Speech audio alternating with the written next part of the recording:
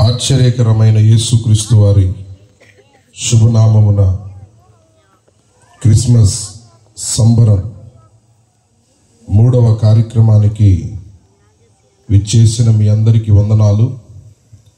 జనం సమృద్ధిగానే ఉన్నారు. అక్కడ లైట్ లేకపోవడం వల్ల మీకు కనిపించట్లేదు. మరి అక్కడక్కడ కూర్చోవడం, సెంటర్ ఇది పెద్దగా ఉండడం వల్ల కాస్త అలా అనిపిస్తుంది, కానీ వేరేగేం కాదు. వెనక దగ్గరగా ప్రేమక్క వాళ్ళ ఇంటి దగ్గర వరకు కూర్చున్నారు. అక్కడ 2 లైట్స్ని ఏర్పాటు చేస్తే అక్కడ ఉన్నవారు కూడా మనకు కనిపిస్తారు. నేను అటు నుండి వచ్చాను కాబట్టి నేను చూస్తున్నది చెప్తున్నాను. చాలా మంచిది. మరి సౌండ్ ఓకేగా వినపడుతుంది కదా?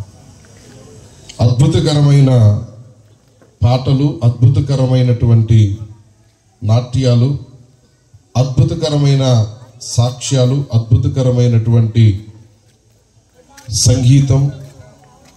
ఈ రాత్రి వీణులకు విందుగా, కన్నుల పండుగగా ఈ కార్యక్రమాన్ని ప్రభు మనకు అనుగ్రహించారు. ఈ నోవాహు చర్చి సెంటర్ BJR సర్కిల్లో ఏర్పాటు చేయడానికి ఒక మాటను ఉద్దేశంగా చెప్పి ఆ తదుపరి నేను లేఖనాల్లోనికి వెళ్ళి కొన్ని విషయాలను మీతో పంచుకుంటాను.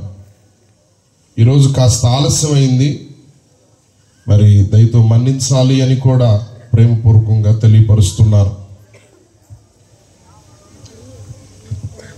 వాస్తవానికి ఈ లైన్ వాళ్ళు ఏర్పాటు చేసుకున్నారు.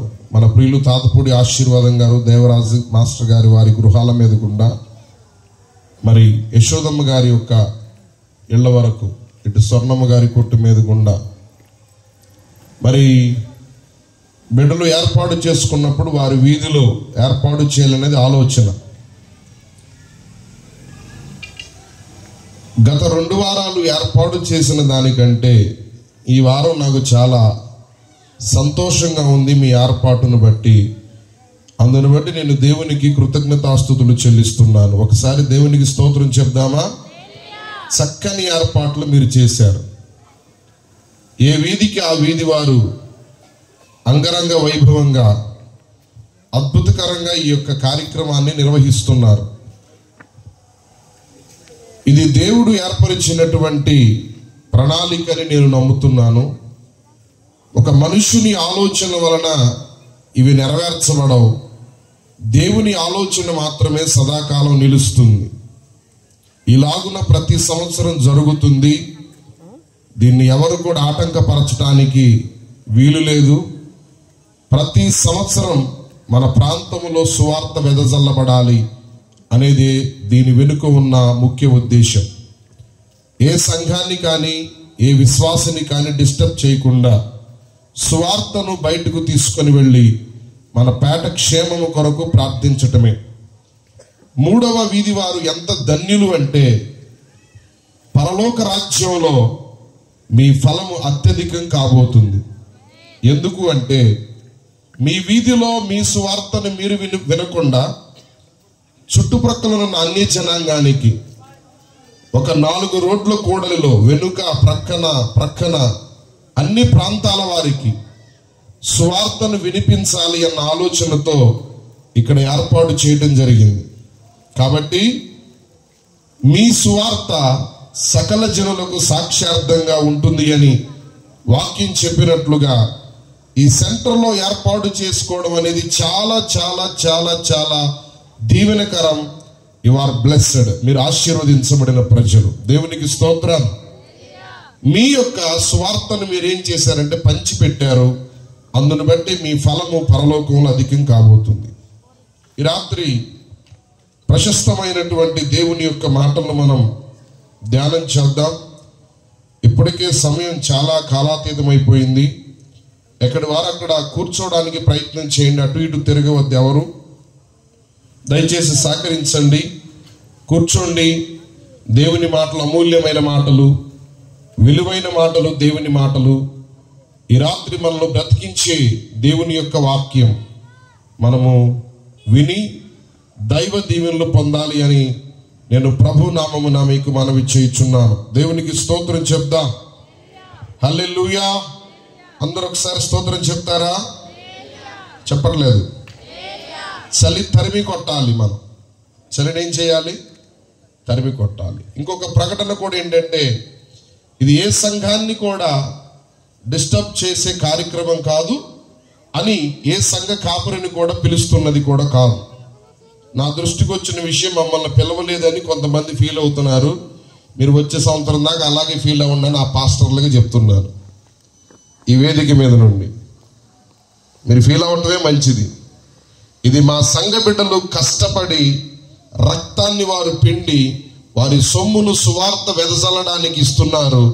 ఎవరినో పిలిచి వేదికల మీద ఇక్కడ మేము హైలైట్ చేయడానికి కాదు. ఈ వేదిక ప్రభు కొరకు, ఈ వేదిక మీద నుండి దేవుని సువార్త మాత్రం వెదజల్లడానికి కొరకు. దాన్ని గ్రహించాలి అని ప్రేమతో నేను తెలియపరుస్తున్నాను. ఎవరి సువార్త వారిది, ఎవరి పరిచర్య వారిది. మనందరం కూడా దేవుని తోటలో పనివారం. ఎవరి పరిచర్యలో వారి వారి వంతుల ప్రకారం వారు చేసుకుంటూ మనం ముందుకు వెళ్ళాలి. ఉండొచ్చు ప్రాంతంలో, ఇబ్బంది లేదు. దేవుని సువార్త అనేది ప్రకటించబడుతుంది అంటే దీని వెనుక ఉన్న ఒకే ఒక ప్రయాస, కన్నీటి ప్రార్థన, సంఘ ప్రార్థన. రెండు, సంఘం ఆర్థికంగా సహాయపడతాం. అందుకని ఏ వీధిలో ఉన్న వారిని ఆ వీధిలో వారికి ప్రోత్సాహపరచడానికి కార్యక్రమాల్లో పాలిభాగస్తులు చేయటం కూడా జరుగుతుంది.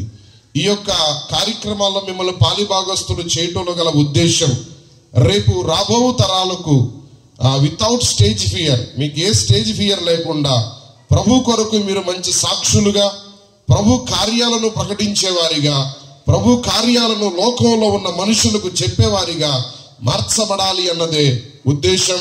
అనర్గళంగా దేవుని యొక్క మాటలు మీరు కూడా పంచుకోవాలి అన్నదే ఈ యొక్క ప్రణాళిక. అంతేగాని మరలా చెప్తున్నాను, ఏ విశ్వాసి మాకు అక్కర్లేదు, దేవుడు మాకు పంపిస్తాడు. ఏ విశ్వాసులను మేము రమ్మని చెప్పము, డబ్బులు ఇస్తామని మేము అంతకన్నా చెప్పేవాళ్ళం కాదు. అంత డబ్బులు కూడా మా దగ్గర లేదు. ప్రార్థన మాత్రం ఖరీదైన ప్రార్థన చేయగలుగుతాం. ఆ ప్రార్థనే సంఘానికి నడిపించాల్సిన రీతిగా నడిపిస్తుంది. నేను ఎప్పుడు సంఘానికి నేర్పించేది, సహాయాలు నమ్ముకొని పరిచర్య చేయట్లేదు, సహాయకుడిని నమ్ముకొని పరిచర్య చేస్తున్నాం. ఆ ప్రభువే ఈ సంఘాన్ని, ఈ పరిచర్యను మరి నడిపిస్తాడు నిత్యత్వం వరకు అని నమ్ముతున్నాను. మరి పెద్దలు, వేదిక మీద ఉన్న పెద్దలందరికీ కూడా నా హృదయపూర్వకమైన వందనాలు తెలియపరుస్తున్నాను. మరి ఈ రోజున చాలా బ్యానర్ని హైలైట్ చేశారు, చాలా బాగుంది. చక్కగా ఈ రోజున చాలా హ్యాపీ అనిపించింది. పెద్ద ఆయన్ని కూడా పెట్టారు, ఇంకా సంతోషం అనిపించింది. నాకు తెలియదు, వారే ఇవన్నీ ఏర్పాట్లు చేశారు. అందుని బట్టి ఈ 3వ వీధి వారు చాలా చాలా చాలా చాలా తెలివైన వారు, చాలా తెలివైన వారు. దేవుడు మిమ్మల్ని దీవించునుగాక. 3 సార్లు ఆమేన్ చెప్పండి. చెప్పండి, చప్పట్లు కొడుతూ చెప్పండి. చలిపో అనండి ఒకసారి గట్టిగానండి. నక్షత్రం కనపడుతుంది, నక్షత్రం గురించి చెప్పుకుందామా? 1, 2, 3 నక్షత్రాలు కనపడుతుంది. 3 మాటలు చెప్పి వెళ్ళిపోతా. మంచి డెలిషియస్ ఫుడ్ ఉంది. ఈ మాట అంటే ఫుడ్ సరిపోవట్లా, అయినా ఉంది. ఓకే, సంఖ్యాకాండము 24వ అధ్యాయము 17వ వచనాన్ని చదువుకుందాం.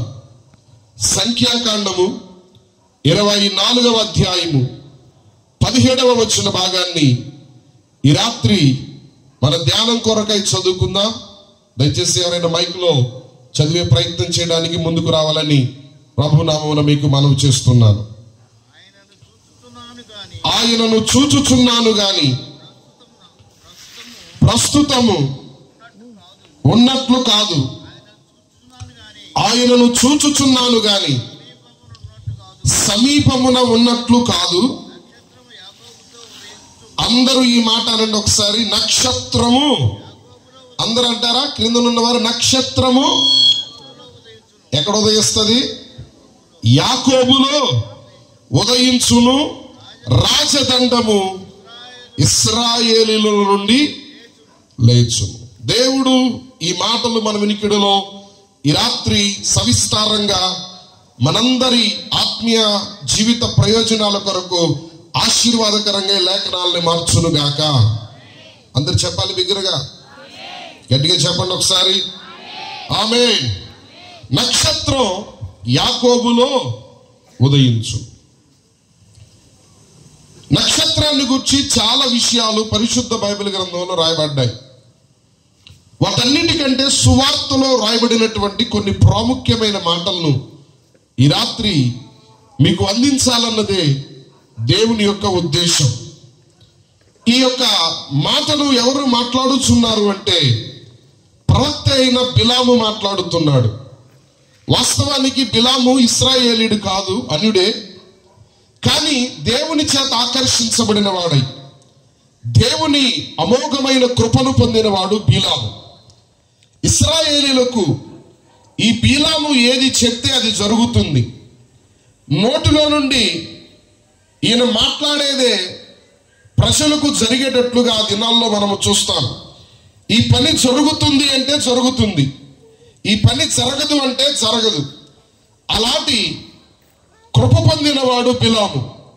కళ్ళు తెరిచి, ఎక్స్క్లూజివ్ గ్రేస్ ఏంటంటే కళ్ళు తెరిచి దేవుణ్ణి చూడగలిగిన వాడు, దేవుని దర్శనాన్ని చూడగలిగిన వాడు, మహిమ కలిగిన దేవుని స్వరాన్ని వినగలిగిన వాడు బిలాము. బిలాము ఒక రోజున ధనానికి అమ్ముడుపోయి బాలాకు అనబడినటువంటి మోయాబు రాజు, ఇశ్రాయేలీయులు భూతలమును కప్పివేసి ఉన్నారు, వారు మా మార్గముల గుండా, మా పొలముల గుండా, మా బావుల్లో ఉన్న నీళ్లను త్రాగుతూ ముందుకు వెళుతున్నట్లుగా నాకు అనిపిస్తుంది, మా పంటలన్నీ పాడైపోయే ప్రమాదం ఉంది. ఓ బిలాం, నువ్వు ఏది చెప్తే అది జరిగింది కాబట్టి నీకెంత కావాలి చెప్పు, నేను నీకు ఇస్తాను అని ఈ బిలాము దగ్గరకు వచ్చి ఇశ్రాయేలీయుల్ని శపించమని కొంత నగదునిచ్చాడు. అమ్మా అటు కూర్చోండి. కొంత నగదునిచ్చాడు. ఆ నగదుకు అమ్ముడుపోయినటువంటి బిలాము ఇశ్రాయేలీయులను శపించడానికి బయలుదేరాడు. కానీ ఇశ్రాయేలీయులను శపించడానికి బయలుదేరుతున్న అతన్ని మాత్రం దేవుడు కంట్రోల్ చేస్తూనే ఉన్నాడు. ఈ రాత్రి దేవుని యొక్క మాటలను మనం అర్థం చేసుకోవాలి. కొండ శిఖరమున నిలబడి బిలాము ఇశ్రాయేలీయులను శపిద్దామని బయలుదేరాడు. ఇశ్రాయేలును శపిద్దామని బయలుదేరితే ఆ కొండ శిఖరం మీద నిలబడిన ఆయన ద్వారా దేవుని ఆత్మ బిలాములోనికి వచ్చి బిలాము నోట నుండి శపించడానికి బదులుగా దేవుని ప్రజలను దీవించడం మొదలు పెట్టాడు. కృప కలిగిన వాణ్ణి ఆత్మ సంబంధమైన ఇశ్రాయేలు గుర్తించడల్లా, దేవుని పిల్లలు గుర్తించడల్లా, దైవ జనం గుర్తించడల్లా, శత్రువు అయిన బాలాకు గుర్తించాడు కృప కలిగిన వాణ్ణి. కృప కలిగిన వాణ్ణి ఎవరు గుర్తిస్తారంటే ప్రజలలో లెక్కించబడడు కృప కలిగిన వాడు, సమాజంలో లెక్కించబడడు, ప్రాంతంలో ప్రవక్త రాణించబడడని బైబిల్ చెప్పినట్లుగానే ఈ బిలాము ఇశ్రాయేలీయులకు ఎంత ఉపయోగపడ్డాడో నాకు తెలియదు. కానీ బాలాకు అనే అన్యరాజుకు మాత్రం ఇతని కృప ఏంటో, ఇతని వాల్యూ ఏంటో మోయాబు రాజుకు అర్థమవుతుంది. నీ కృప కొన్నిసార్లు ఆత్మీయులకు అర్థం కాదు. నీ కృప ఎవరికి అర్థమవుతుంది అంటే శత్రువుకు అర్థమవుతుంది. ఎందుకు శత్రువుకు అర్థమవుతుంది అంటే నీ కృపను వాడు తెలుసుకోగలిగితే వాడి టాక్టిక్స్ అన్ని, వాడి ప్రణాళికలన్నీ నీ కృపను నిర్వీర్యం చేయడానికి, నీవు దేవుని కొరకు నిలబడి దేవుని కొరకు వాడబడే విధానాన్ని వాడు పాడు చేసే క్రమంలో నీ కృపను పసిగడతాడు. ఆత్మీయులు ఈ విషయాన్ని చాలా జాగ్రత్తగా ఈ రాత్రి గమనించాలి అని ప్రభు నామమున మీకు మనవి చేస్తున్నాను. 12 గోత్రాలు శపిద్దామని నిలబడితే ఇతని యొక్క నోటిని దేవుడు కంట్రోల్లో తీసుకొని ఇశ్రాయేలీయులను దీవించడం మొదలు పెట్టాడు, ఇశ్రాయేలీయులను ఆశీర్వదించడం మొదలు పెట్టాడు. వారిలో రాజు యొక్క జయతోని ఉన్నది, వారిలో మంత్రము లేదు, వారిలో శకునము లేదు. వారి యొక్క దేవదారు చెట్లు ఎలాగూ ఎదుగుతాయో అలాగూ వారు ఫలభరితంగా ఉన్నారు, నీటి కాలువల యొద్ద ఉన్నారు అని వారిని దీవించడం మొదలుపెట్టినటువంటి బిలాము 24వ అధ్యాయము 2వ వచనములో ఆయన ఈ విధంగా మాట్లాడుతున్నాడు. చదువుతున్నారు చూడండి. సంఖ్యాకాండము 24వ అధ్యాయము 2వ వచన భాగాన్ని చదువుకుందాం. బిలాము కన్నులెత్తి ఇశ్రాయేలీలు తమ తమ గోత్రముల చొప్పున దిగియుండుట చూచినప్పుడు దేవుని ఆత్మ ఎవరి మీదకి చెప్పండి, ఎవరి మీదకి? బిలాము మీదకి వచ్చి ఏం చేయడం ప్రారంభించాడు? ఇశ్రాయేలీలను దీవించడం ప్రారంభించాడు. శపిద్దామని బయలుదేరినోడు దీవించడం ప్రారంభించాడు. ఒక్క మాట చెప్తాను, నిన్ను శపిద్దామని బయలుదేరినోడు కోసం నువ్వేం చేయాలి తెలుసా? థ్యాంక్ గాడ్ అని మీరు చెప్పండి. థ్యాంక్ గాడ్ అని మీరు చెప్పాలి.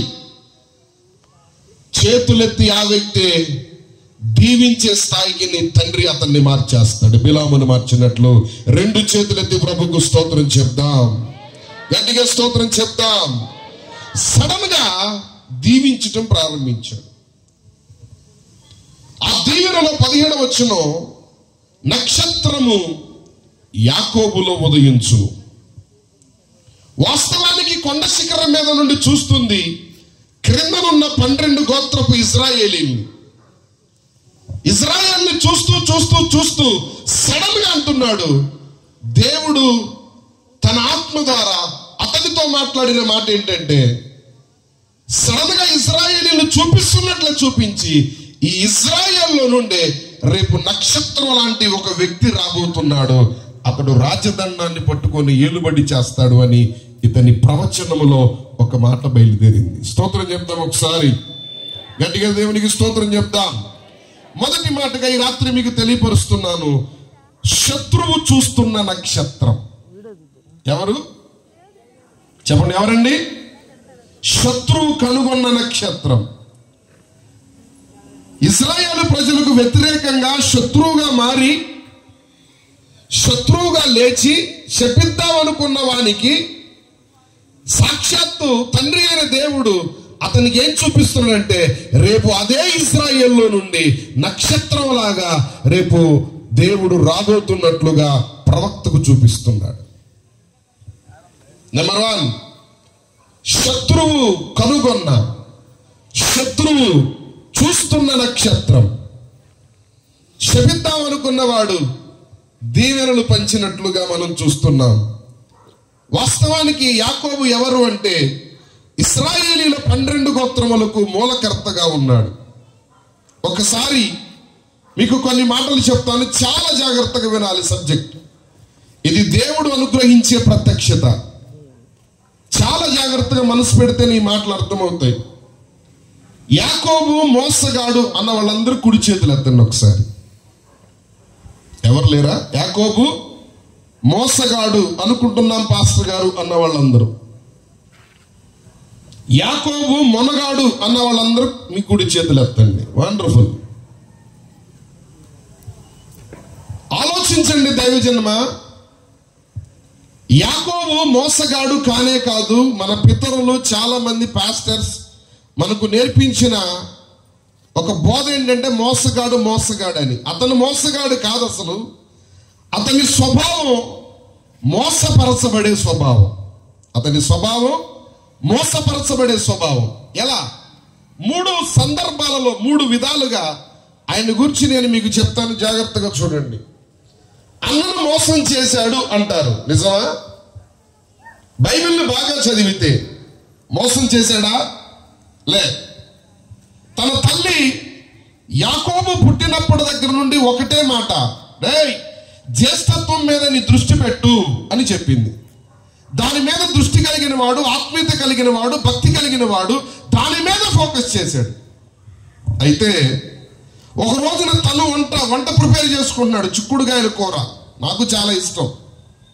ఆ చిక్కుడుగాయల కూరను తను ప్రిపేర్ చేసుకుంటే వేటకు వెళ్ళొచ్చిన అన్న అలిసిపోయి ఆహారం కొరకు ఏమంటాడు, నువ్వు వండే ఎర్రని కూర నాకు కావాలి అన్నప్పుడు ఎవరు టెంప్ట్ అయ్యారు? యాకోబు చేశాడా? ఏశావు టెంప్ట్ అయ్యాడా? ఏశావే టెంప్ట్ అయ్యాడు. కావాలి అని అడిగింది ఎవరు? ఏశావే. అడిగినప్పుడు వెంటనే ఎప్పటి నుండో తల్లి చెప్పిన ఉపదేశాన్ని బట్టి మరి జ్యేష్ఠత్వం అనేది నువ్వు పొందుకున్నావంట. గర్భంలో నుండి నేను ముందు రావాలని ఆలోచనలు కలిగాను, కానీ అది సాధ్యం అవ్వలేదు.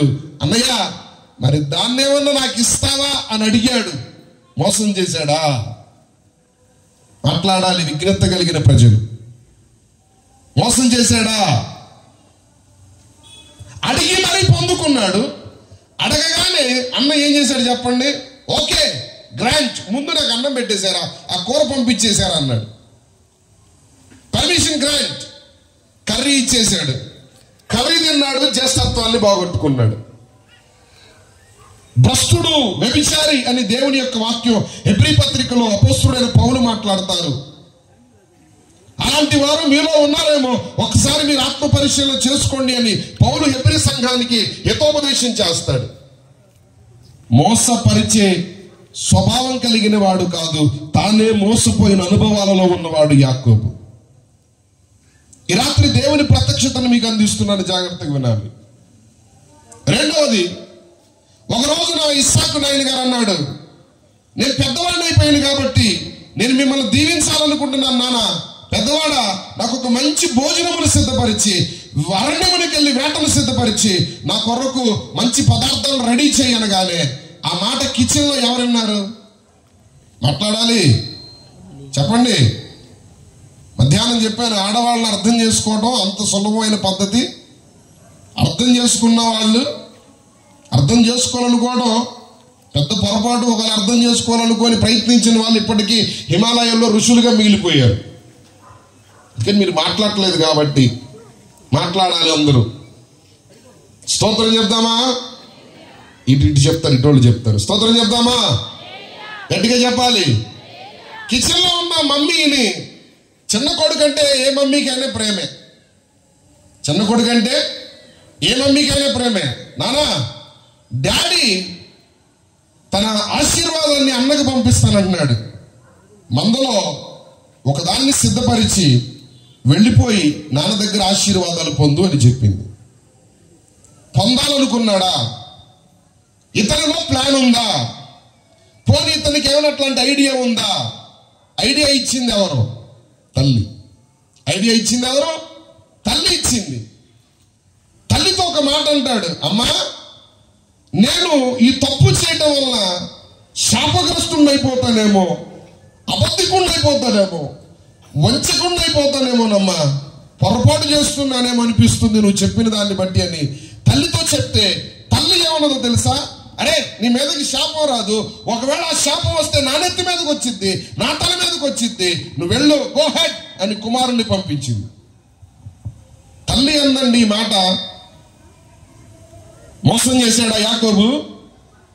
నేను చెప్పే సత్యం చాలా మందికి మింగుడు పడదు, కానీ మింగాలి, తప్పదు. బైబిల్కి అర్థం చేసుకోవాలి. మనకు తెలిసిందే బోధ అనుకొని బోధించడం కాదు, బైబిల్గా చదవడం నేర్చుకోవాలి. బైబిల్లో యాకోబు అనే పేరుకి ఎక్కడ మోసగాడని లేదు, మొనగాడు అని మాత్రమే బైబిల్ ఇచ్చింది ఆయనకి బిరుదు. అతని స్వభావం మోసం చేసే స్వభావం కాదు, అతను మోసపోయే స్వభావం కలిగిన వాడు. తల్లి అంటది, నువ్వు వెళ్ళు, ఆ శాపం వస్తే నా మీదకి వచ్చింది రేపో అంది. వెంటనే అన్నాడు, మరి నన్ను తడివి చూస్తే గుర్తుపడతాడమ్మా అన్నాడు. ఐడియాలజీలన్నీ ఇచ్చేసింది. వెళ్ళాడు, గుర్తుపట్టాడు. కానీ గుర్తుపట్టిన ఇస్సాకు, మీరు బైబిల్ బాగా చదివితే, నాకు రెఫరెన్సులు చూపించడానికి సమయం లేదు కాబట్టి ముందుకు వెళ్తున్నాను, దేవుణ్ణి అడుగుతాడు దీవించన వద్దా అని. వాసన చూచిన ఇస్సాకు, తన కుమారుని వస్త్రాల వాసన చూచిన ఇస్సాకు, తండ్రి నా ముందుకు వచ్చిన నా కుమారుణ్ణి దీవించన వద్దని దేవుణ్ణి పర్మిషన్ అడిగి మరి యాకోబును దీవించుటలో దేవుని ఉద్దేశం కూడా ఉన్నది. స్తోత్రం చెప్పాలి గట్టిగా. ఇప్పుడు చెప్పండి, మోసగాడు అంటారా? నో. లాబాను ఇంటికి వెళ్ళాడు, 20 సంవత్సరాలు కొలువు చేశాడు. మోసం చేశాడా? చాలా మంది మామని మోసం చేశాడంటారు. ఎక్కడ మోసం చేశాడు చూపించాలి. మామే 10 సార్లు జీతం మార్చి మోసం చేశాడు. మోసపోవడం అతని నైజాం అయిపోయింది. మోసపోతున్న వ్యక్తిగా మిగిలిపోయాడు. అందరూ అతని జీవితాన్ని ఆడుకుంటున్నారు. యాకోబు జీవితంతో అందరూ కూడా, తల్లి తనకిష్టమైన రీతుల్లో తన ప్రణాళికలకు ఇస్తుంది. మామ తనకిష్టమైన రీతుల్లో యాకోబుకు జీతాలు మార్చివేశాడు. కఠిన కారాగారంలోనికి వెళ్ళిపోయాడు, కష్టాల పాలైపోయాడు. కానీ అతనికి పడిన ట్యాగ్, అతని మీద పడిన ముద్ర, నేటికి క్రైస్తవ సంఘాలు బోధిస్తున్న బోధ, అతను మోసగాడని మాటికి చెప్తున్నాను. స్వర తరంగమై ఎలుగెత్తి ఈ రాత్రి జీవము కలిగిన దేవుని వాక్యాన్ని పట్టుకొని చెప్తున్నాను. అతడు మోసపరచబడే స్వభావము కలిగిన వాడే కానీ అతడు మోసగాడు కానే కాదు అన్నది విఘ్నతలు, శ్రోతలు చాలా జాగ్రత్తగా అర్థం చేసుకోవాలి.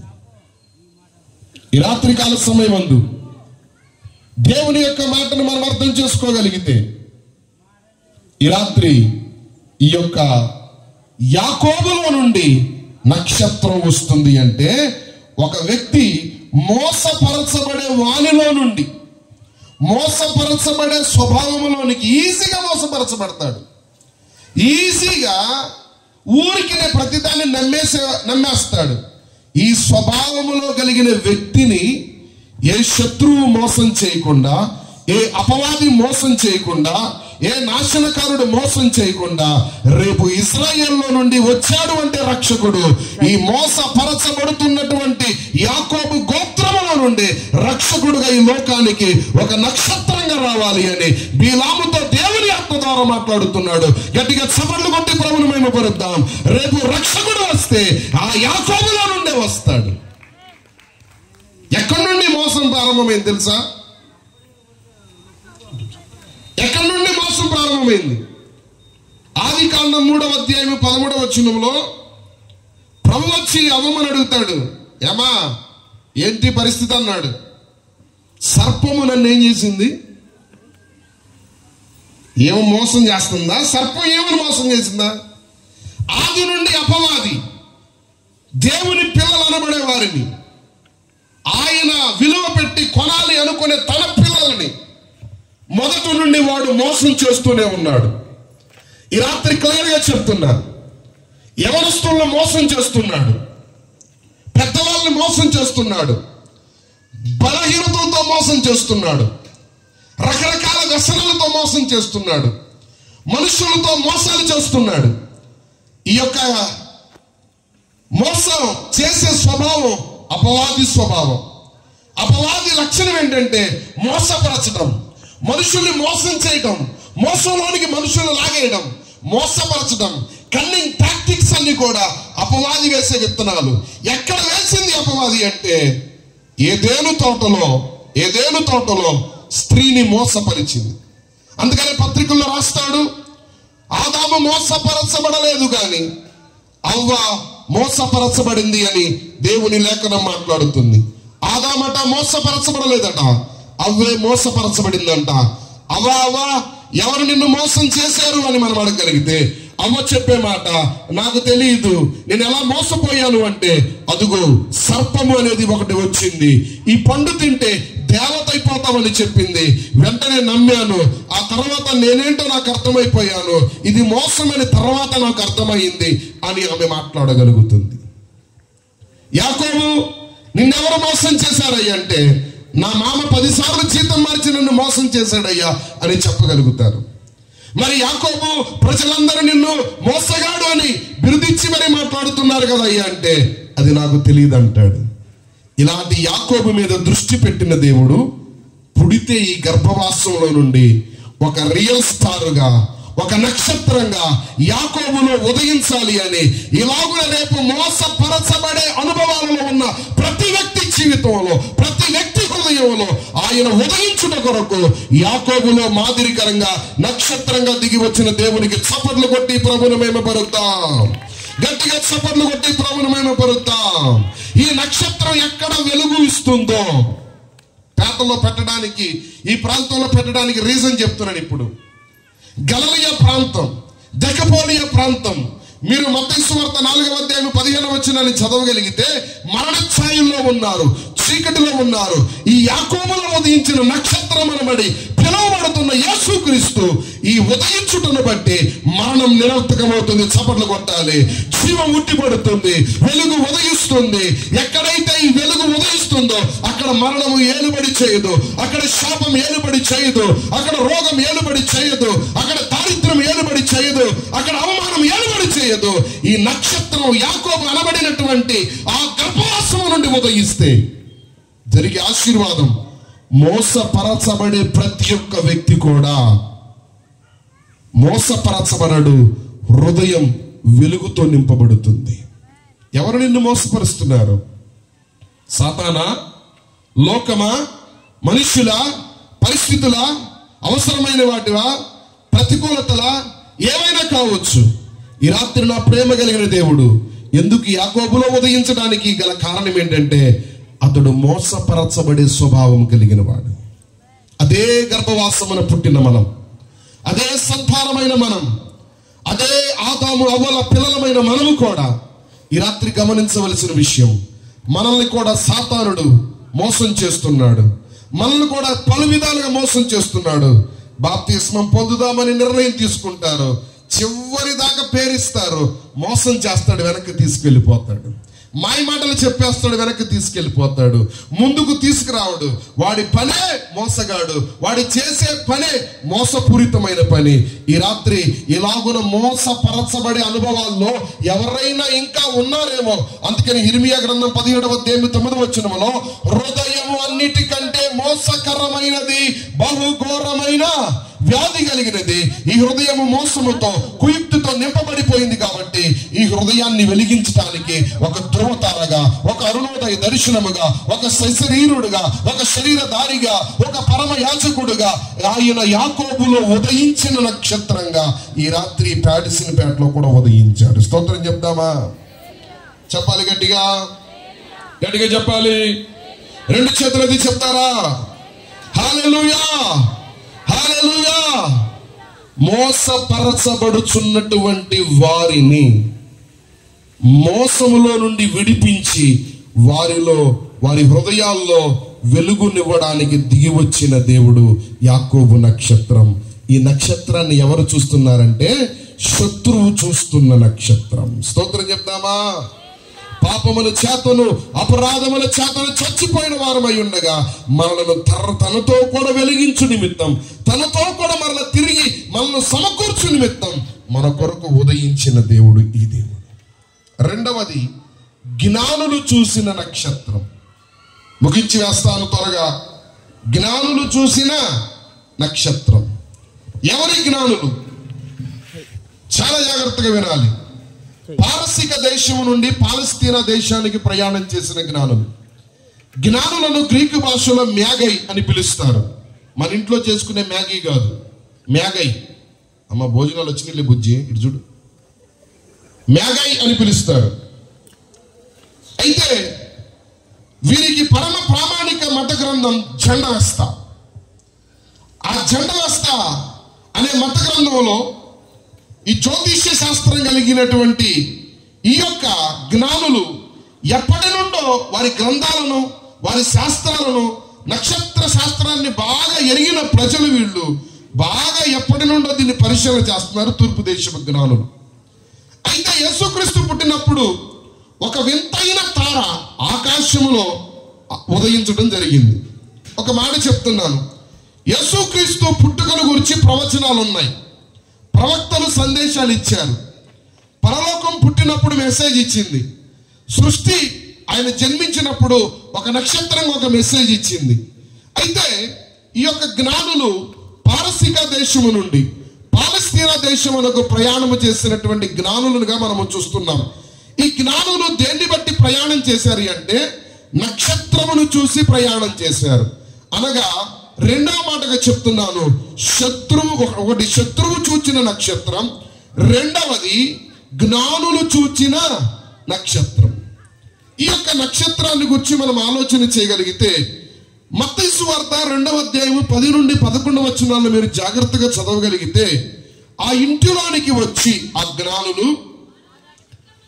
ఆ నక్షత్రమును చూచి ఆనందభరితులై ఇంటిలోనికి వచ్చి, అందరు గమనిస్తున్నారా, తల్లి అయిన మరియను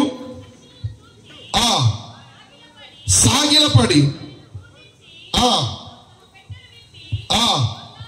బోళమును సాంబ్రాణిని, రైట్, ఓకే, నా వైపు చూడండి. దేన్ని బట్టి దేన్ని చూసి వచ్చారు. ఇప్పుడు మనం ఒక ప్రాంతం వెళ్ళాలంటే GPS మనకు అవసరం. ఎప్పుడో GPS నా ప్రభు పుట్టినప్పుడే ఉంది. నక్షత్రం వారికి దారి చూపించినట్లుగా వెళ్ళారు. నక్షత్రాన్ని చూశారు, తల్లి మరియను చూశారు, శిశువును చూశారు. నక్షత్రాన్ని చూశారు, తల్లి మరియను చూశారు, శిశువుని చూశారు. కానీ పూజించింది ఎవరిని? మాట్లాడాలి. ఎవరిని పూజించారు? వాళ్ళకి దారిని చూపించిన నక్షత్రానికి నమస్కరించరా?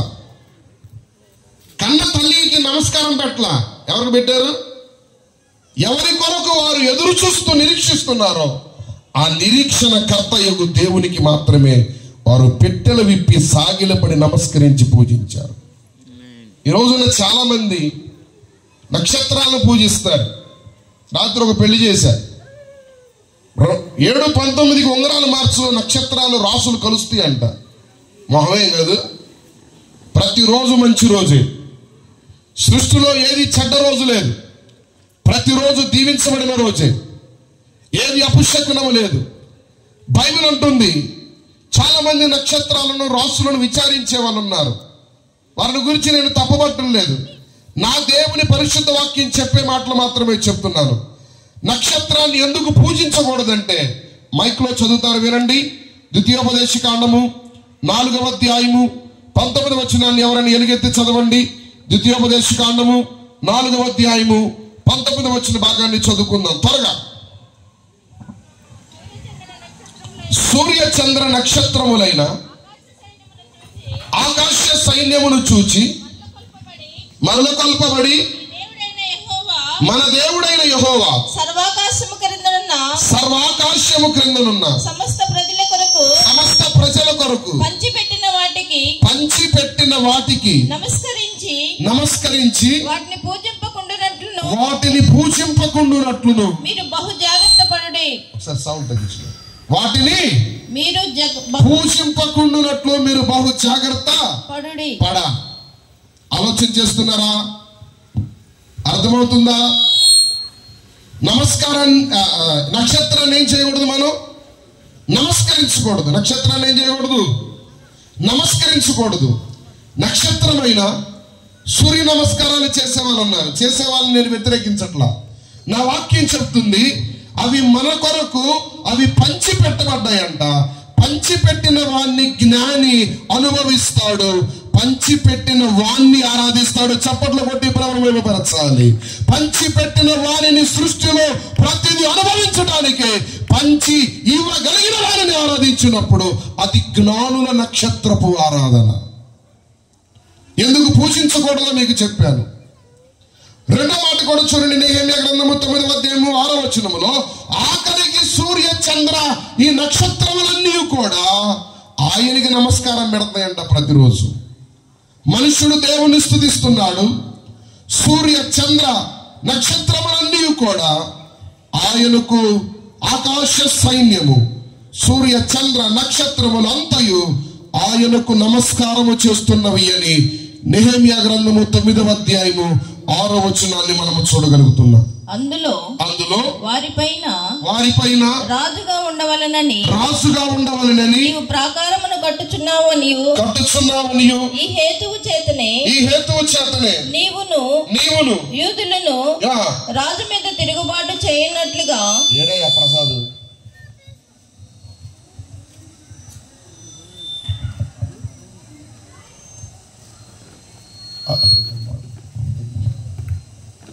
తిరుగుబాటు చేయనట్లుగా, రాజు మీద తిరుగుబాటు చేయనట్లుగా నీవు ఆలోచించుచున్నావని, యూదులకు రాజుగా ఉన్నాడని నిన్ను గూర్చి ప్రకటన చేయుటకు యెరూషలేములో ప్రవక్తలను నీవు నియమించుకొని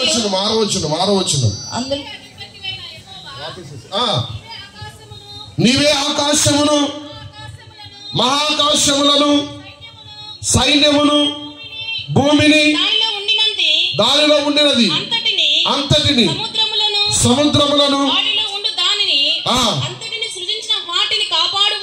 కాపాడువాడవు ఆకాశ సైన్యమంతయు ఆకాశ సైన్యం అంటే ఆకాశ సైన్యము అంటే సూర్యుడు, చంద్రుడు, నక్షత్రములు. ఇవి మనం అనుభవించడానికి పంచిపెట్టబడినవి. జ్ఞానులు కాబట్టి వారు పంచిపెట్టిన వానిని అనుభవిస్తూ దారి చూపించినట్లుగా వెళ్ళారు. పంచిపెట్టిన వానిని మాత్రమే ఆరాధించారు.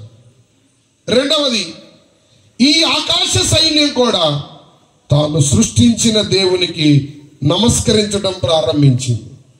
అంత మాత్రమే కాదు, ఈ తార ఒక వింతైన తార. ఏ తార చెప్పండి? ఇది ఒక వింతైన తార. ఈ వింతైన తార ఆకాశములో, వినీలాకాశములో అది ఎప్పుడైతే వెలుగునిచ్చిందో ఆ తార యొక్క చూపిన మార్గమును బట్టి వారు ప్రయాణం చేశారు. ఒక్క మాట చెప్పి నేను ముందుకు వెళ్తా. దేవుని పిల్లలమైన మనము వింతలను కాదు చూడాల్సింది, వింత కార్యాలు చేసేవాడిని. గట్టిగా చప్పట్లు కొట్టి ప్రభువును మేము పరచండి. బిగ్గరగా చప్పట్లు కొట్టి ప్రభువును మేము పరచండి. సౌండ్రా, ఏం సౌండ్ తగ్గించా? వింతలు కాదు చూడాల్సింది, వింత కార్యాలు చేసే ప్రభువుని చూడాలి. వింత కార్యాలు చేసే ప్రభువుని చూడాలి. ఆయన గొప్ప దేవుడు, సర్వశక్తి కలిగిన దేవుడు, ఆశ్చర్యకరుడైన దేవుడు, ఆలోచనకర్త అయిన దేవుడు. ఆ జ్ఞానులు నక్షత్రమును చూచి ప్రయాణం చేశారు. రెండవది, జ్ఞానులు చూచిన నక్షత్రం ఏం తెలియపరుస్తుంది అంటే, సృష్టిని బట్టి కాదు, సృష్టికర్తను బట్టి నువ్వు ఆరాధన చెయ్యాలి, ఆయన విశ్వసించాలి అని ఆ యొక్క నక్షత్రం మనకు తెలియపరుస్తుంది.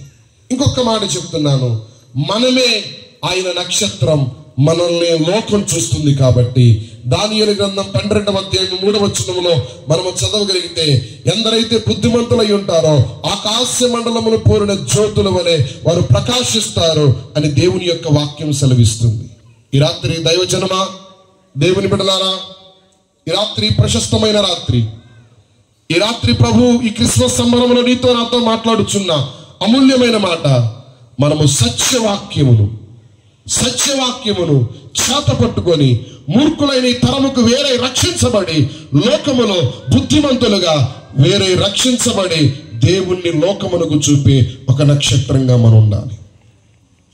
నక్షత్రానికి వాయిస్ ఉంది, మీకు తెలుసా? స్వరం ఉంది, మీకు తెలుసా? ఎలాగూ అనగడిగితే 148వ కీర్తన 3వ వచనం చదువుకుంటే, ఆకాశములో ఉన్న నక్షత్రములన్నీ దేవుణ్ణి స్తుతిస్తున్నవి అని మాట్లాడుతుంది. ఆ నక్షత్రం ఎవరో కాదు, ఇక్కడ కూర్చున్న మనందరము కూడా ఒక నక్షత్రాలమే. దేవుడు వెలిగించినటువంటి తారలం మనందరం. మనము దేవుణ్ణి స్తుతించే తారలుగా ఉండాలి. యోవేలు గ్రంథం 3వ అధ్యాయము 15వ వచనం ప్రకారం కొన్ని నక్షత్రాల్లో వెలుగు తగ్గిపోతుందన్నట్లుగా చూస్తున్నాం. కొంతమంది భక్తుల్లో వెలుగులు తగ్గిపోతున్నాయి, ఆత్మీయతలు తగ్గిపోతున్నాయి. మూడవది, ప్రకటన పుస్తకం 12వ అధ్యాయము 4వ వచనములో కొన్ని నక్షత్రాలంట ఘట సర్పము తన తోక పట్టుకొని ఆ నక్షత్రాలన్నీ కొట్టి నేలను కింద పడవేసినట్లుగా మనము చూస్తాం. కొన్ని నక్షత్రాలను అనగా కొంతమందిని భక్తులను సాతానుగాడు పట్టుకొని నేలను కింద పడవేస్తున్నాడు. ప్రకటన 1:20 అంటాడు, మరి కొన్ని నక్షత్రాలు దేవుని కుడి చేతిలో ఉండి నిరంతరం ప్రకాశిస్తున్నాయి. ఈ రాత్రి మన పేట క్షేమం కొరకు ఏ వ్యక్తి విడవబడకూడదు, ఏ వ్యక్తి ప్రభువును తెలుసుకోకుండా సాతాను చేత మోసగించబడి అపవాది కుయుక్తిలో పడి ఏ వ్యక్తి కూడా ప్రభువుకు దూరస్తుడిగా జీవించడం ఇష్టం లేక, ప్రేమ కలిగిన తండ్రి ఈ రాత్రి మీ హృదయాల్లో ఉదయించాలి అని ఈ సంబరాన్ని ఏర్పాటు చేశాడు. వాక్యం తెలియదు అని నేను అంటలేదు, వాక్యం తెలుసు. వాక్యం వినబడడం లేదు అని నేను అంటలేదు, వాక్యం వినబడుతుంది. అయినా ఎందుకు నీ కొరకు ఈ రాత్రి ప్రేమతో ఒక అవకాశాన్ని నా ప్రభు ఇచ్చాడు. నువ్వు ప్రభు యొద్దకు తిరిగి రాగలుగుతావా? ప్రభు మాటలు ఈ రాత్రి వింటావా? ఆయన తన జాలి కలిగిన కరముల చేత నిన్ను పిలుస్తున్నాడు. ఆకాశ నక్షత్రాలను ఈ రాత్రి మనకు చూపిస్తున్నాడు. యాకోబులో ఎందుకు ఉదయించాడంటే అతని స్వభావం మోసపరచబడుతుంది. అలాగనే మనలో ఎందుకు ఉదయించాలనుకున్నాడంటే సాతానుడు మనల్ని మోసగిస్తున్నాడు. ఆ మోసము నుండి, వాని కుయుక్తి నుండి, వాని అపరాధముల నుండి తప్పించి మనలో ఉదయించాల్సిన రీతిగా ఉదయించి ఆయన మన ద్వారా తన కార్యాలను లోకానికి చూపెట్టాలి అని. రెండవది, జ్ఞానులు ఆ నక్షత్రమును చూచి శిశువును సాగిలపడి పూజించినట్లుగా నక్షత్రాలను, సూర్య నమస్కారాలను, చంద్ర నమస్కారాలను, సూర్య ఆరాధనలను, చంద్ర ఆరాధనలు చేయటం కాదు కానీ ఇలాంటి భౌతిక సంబంధమైన నక్షత్రాలు పెట్టుకొని ఒక నెల రోజులు తీసివేయటం కాదు కానీ నిరంతర నక్షత్రమైన యేసుక్రీస్తు మన హృదయంలో వెలిగించబడితే ఎన్నటన్నటికి ఆ వెలుగు పోదు. దినదినము ఆ వెలుగు రెట్టిపోతుంది. ఆ వెలుగు ప్రకాశిస్తుంది. ఆ ప్రకాశించే వెలుగును బట్టి మనము దేవుణ్ణి పూజించడానికి ఆస్కారం కలుగుతుంది. మూడవది, మనల్ని అనేక మంది చూచే నక్షత్రాలుగా మనం మార్చబడాలి. మనమే ఒక్క నక్షత్రంగా తయారు కావాలి. ఈ రాత్రి ప్రభు మనతో చాలా కూలంకషంగా మాట్లాడారు. ప్రభు మాట్లాడిన ప్రతి మాటలు మన వినికిడిలో మన పేట క్షేమం కొరకు, రక్షణ కొరకు, ప్రభు మన పేట అంతటిని ఆశీర్వదించున్నట్లుగా రెండు చేతులెత్తి ప్రభుకు ఒకసారి మంచి స్తోత్రం చెప్దామా? అందరు చెప్దాం. అందరూ ఆరోగ్యంగా ఉందురుగాక, అందరూ రక్షించబడుదురుగాక, అందరూ నిత్య జీవానికి వారసులగుదురుగాక. అందరూ చెప్పండి బోలో, చెప్పండి బోలో. సంగీత బృందం రావాలి. బోలో యేసు మహారాజుకే. చెప్పాలి అందరు బోలో యేసు మహారాజుకే. రాజులా, ప్రభువులా అందరూ చెప్పాలి. ఈలోగా పురుషులందరూ వేదిక మీదకి వచ్చేసాడు. అందరూ సంఘ పెద్దలు, పేటల వాళ్ళు, సంఘంలో వాళ్ళు అందరూ కూడా పురుషులు వేదిక మీదకి వచ్చేయాలి. ఒక చిన్న పాట పాడతాను, అందరూ లేచి నిలబడతాం. ఈ సంతోషము, ఈ సంతోషము, అందరూ సభలు కొడతాం. ఈ సంతోషము నీకు కావాలనా, నేనే యేసును కాకురము, నేనే యేసును కాకురము. సంతోషమే సమాధానమే, సంతోషమే సమాధానమే, సంతోషమే సమాధానమే. చెప్పనా సఖ్యమైన సంతోషం, చెప్పనా సఖ్యమైన సంతోషం. తెరువబడెను నా మనోనేత్రము, తెరువబడెను నా మనోనేత్రము, తెరువబడెను నా మనోనేత్రము. ప్రసన్నరావు గారు కూడా వేదిక మీదకి రావాలి. నందునా యేసు పుట్టినందునా సంతోషమే సమాధానమే, సంతోషమే సమాధానమే. పరంజ్యోతి గారు వేదిక మీదకి రావాలి. పరంజ్యోతి. సఖ్యమైన సంతోషం,